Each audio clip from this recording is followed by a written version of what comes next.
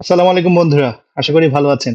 আমি engineer মুনাব্বির Ahmed Khan, equity পার্সের হয়ে আপনাদের সামনে প্রায়ই আসি। আজকে আমরা কানাডার ভিজিট ভিসা নিয়ে কিছু আলোচনা করব। আপনারা জানেন যে কানাডা পৃথিবীর দ্বিতীয় বৃহত্তম দেশ। একই সঙ্গে রকি মাউন্টেন এবং পৃথিবীর সর্বোচ্চ সংখ্যক লেকের দেশ হলো কানাডা। তার ৩ দিকে সমুদ্র, একদিকে ইউএসএ।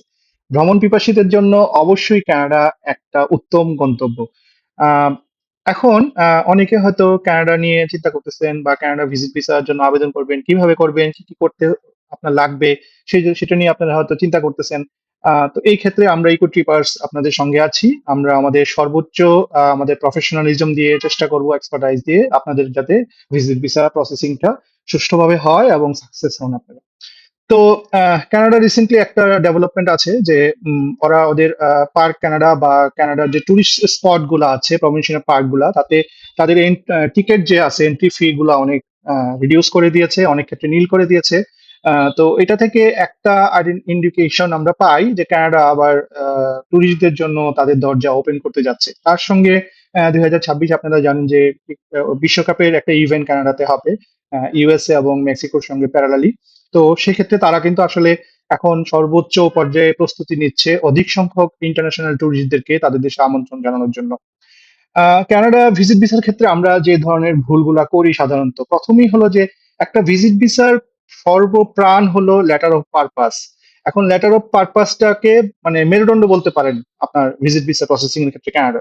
তো এখানে আপনি দেখাবেন যে আপনি কি করতে যাচ্ছেন, কোথায় যাচ্ছেন, কতদিন আপনি এখানে থাকবেন, আপনি দেশে অবশ্যই কেন ফিরে আসবেন, যেমন আপনার চাকরি বা ব্যবসা বা পরিবার ইত্যাদি আপনার জন্য এখানে কাজ করবে যে আপনি দেশে ফিরে আসবেন। আপনার এখানে খরচগুলো কে বহন করবে? আপনি কোথায় যাবেন? কতদিন থাকবেন?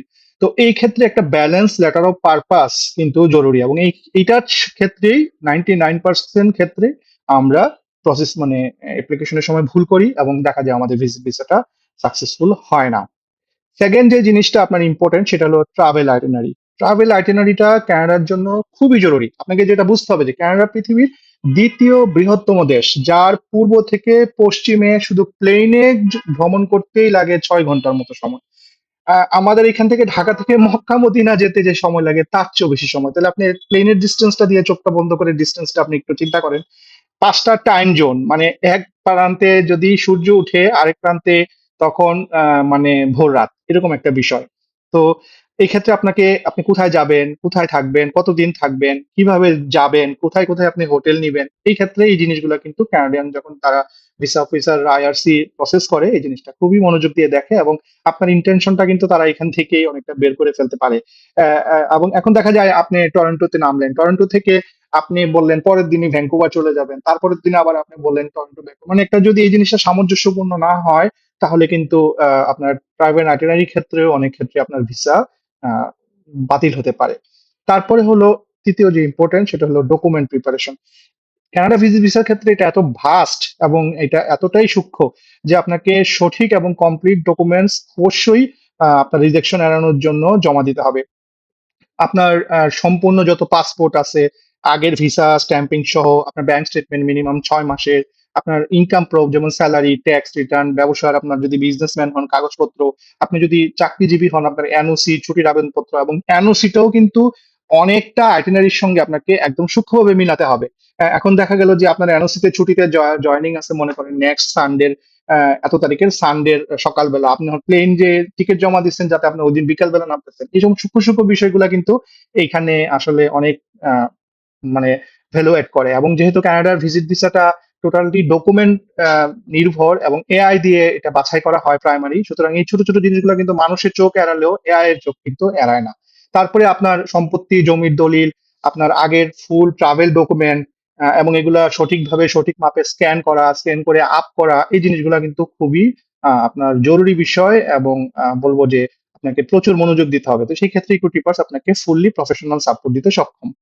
দেন আপনার ৪ নাম্বার আমরা বলতে পারি ট্রাভেল হিস্ট্রি নিয়ে কথা। ট্রাভেল হিস্ট্রিটা কানাডা ভিসার ক্ষেত্রে খুবই প্রয়োজনীয় একটা জিনিস। বিশেষ করে আপনার যদি এর আগে ইউকে বা যুক্তরাজ্য, সেনজেনের কান্ট্রি গুলা, দুবাই, মালয়েশিয়া বা থাইল্যান্ডের মতো দেশগুলা ভ্রমণ থাকে, মিনিমাম ৩-৪ টা দেশ যদি আপনার আগে ট্রাভেল লাস্ট 5 ইয়ার্স এ ভ্রমণ থাকে, তাহলে অবশ্যই আপনি কিন্তু কানাডা ভিসার জন্য আপনার অবস্থান অনেক শক্ত। তারপরে আপনার ৫ নাম্বার যে ইম্পোর্টেন্ট জিনিস সেটা হলো কান্ট্রি এবং ফ্যামিলি টাইজ।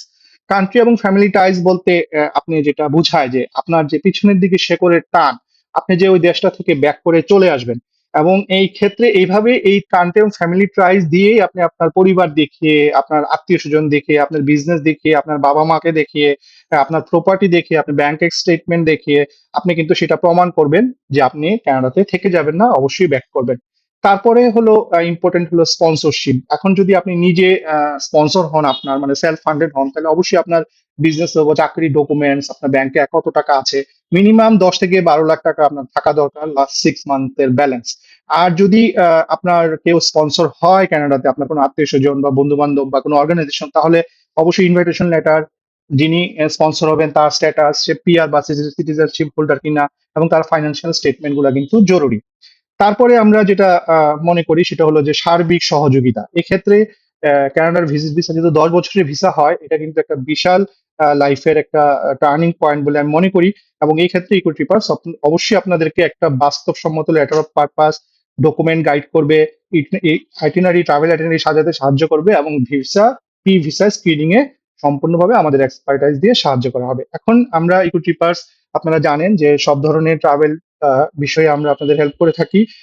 যে কোনো দেশে ট্রাভেল রিলেটেড ইস্যু নিয়ে ভিসা প্রসেসিং এর জন্য, অথবা air ticketing, hotel booking, even উমরার জন্য আপনারা ইকো ট্রিপার্স এর সঙ্গে যোগাযোগ করবেন। আমাদের ঠিকানা হলো হাউস ১২০, সুট 4D, রোড এ, ব্লক এফ, বনানী, ঢাকা। তার সঙ্গে আপনার আমাদের যত যোগাযোগের ঠিকানা, হোয়াটসঅ্যাপ নাম্বার আমাদের এই পোস্টের সঙ্গে থাকবে। অবশ্যই আমাদের সঙ্গে থাকবেন। আমাদের ফেসবুক পেজ এবং ইউটিউব পেজ সাবস্ক্রাইব করবেন, লাইক করবেন, এবং আমাদের এই ভিডিওটা ভালো লাগলে অবশ্যই শেয়ার করবেন। ভালো থাকেন সবাই। আপনাদের ভিসা হোক নিশ্চিন্তে। আপনাদের সাথে যাতে আমরা পেশাদার সাপোর্ট দিয়ে থাকতে পারি, এই কামনায় আজকে এই পর্যন্তই। আসসালামু আলাইকুম।